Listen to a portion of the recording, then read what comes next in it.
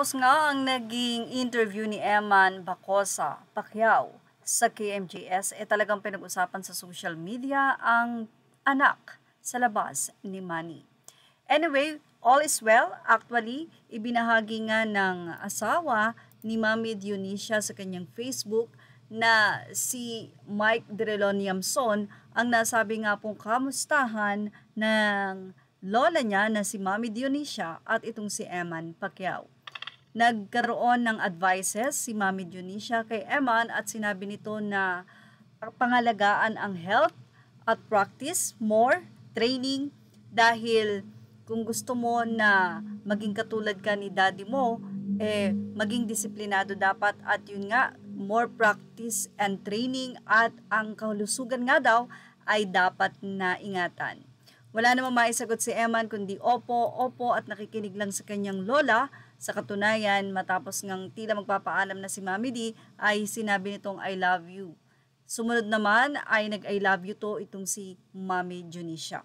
Anyway, walang reason para hindi maging proud kahit sino pa man, especially the family of Manny Pacquiao, the father, Manny, and of course the lola, Mami Dionisia.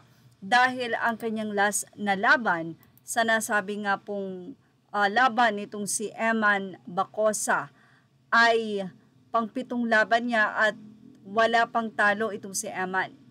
Siya pa rin ang nanalo nitong pong October 29 sa Trillia, Manila.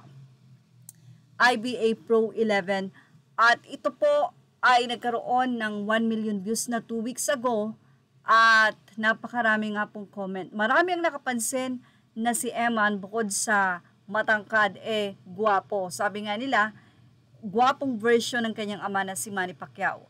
May mga nagsasabi na mas hihigitan pa ni Eman Pacquiao ang kanyang ama. May mga nagsasabi na marami pang dapat matutunan itong si Eman, especially pagdating sa pagiging professional boxer.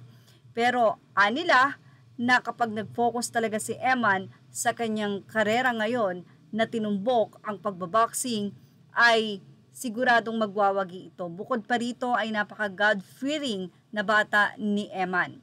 At sa ngayon, hindi pa binabanggit ang kanyang apelyido bilang Pacquiao sa kanyang laban dahil nakilala siya bilang Eman Bacosa.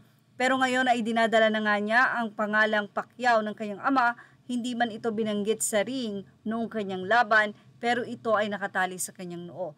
Napaka-supportive naman ng stepfather ni Eman na kung saan ay ito pa ang nagtali sa noo ng kanyang anak.